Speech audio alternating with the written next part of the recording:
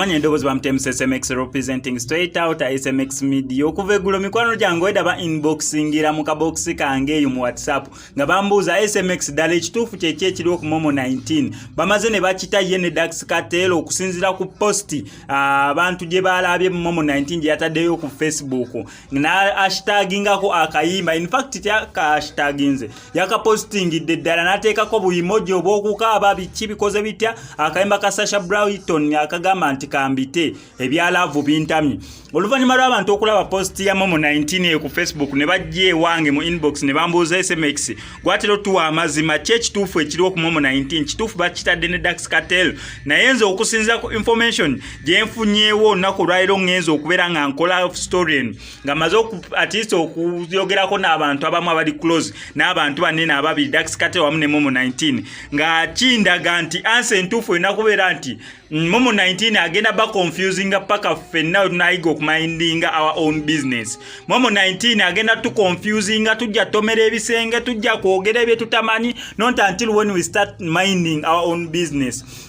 Kubanga nga first nsubira first April yali birthday ya Momo 19 wemera siri mistaken nera Daxx Katel atekayo bulungi nno awishinga love we Momo 19 happiest birthday bichine bigenderako recently nera just nakunga ntono nyema bigana Daxx Katel akapostinga ekifaananyi kyabwe ekyembaga waliwo artist omwe yatukubye ne penso n'akipostinga n'ayogererako ebigambo bingi nnyo eby'omukwano nga balaga bali in good relationship ye ne mukyala we Momo 19 ate olunaku olw'eggulu Momo 19 ye n'ateekayo akayimba ka Sasha Brighton akakambite ebyalavu bintamye n'ateekako ne buimoji obw'okukaaba na buli kimu abantu nawe ogenda ku comments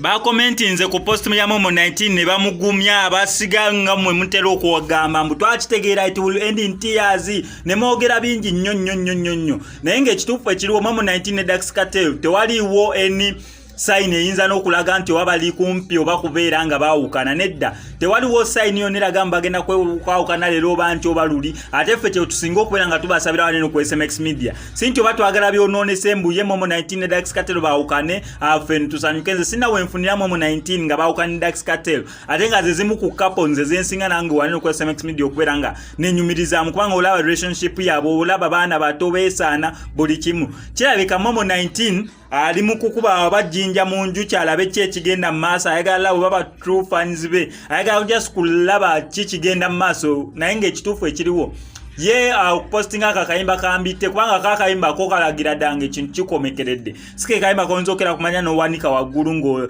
oli mu relationship ke kayimba ko solo kuwanika nga buli kimu kiganye naye ng'ekituufu ekiriwo Momo 19 ne Daxx Katel bakyali in a good relationship ne abacha Momo 19 akyafumbira ddala wa Daxx Katel tewaliwo na sign yonna tewaliwo na luyombo lwonna tewaliwo na nsiri alumye ku babiri kwegamba makulu mu kyo bonna relationship ekyagendera ddala bulungi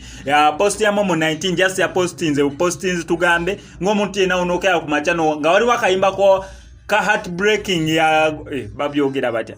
akayimba akennaku akakunyumira nga akakunyumira bunyumizi wadde akayimba nga kannaku so naye n'asalawo okubeera nga akapostinga bwatu kyekyo kyeyakoze Momo 19 naye ng'ebisigadde ye ne Daxx Katel ebintu bikyali bulungi wali ku SMX media tubeera ne updates buli kaseera buli ssaawa kyonna okukola kiri simple okubeera nga osubscribinga no ku SMX media tojja kubeera nga omesinga ne updates nga zino SMX I sign out.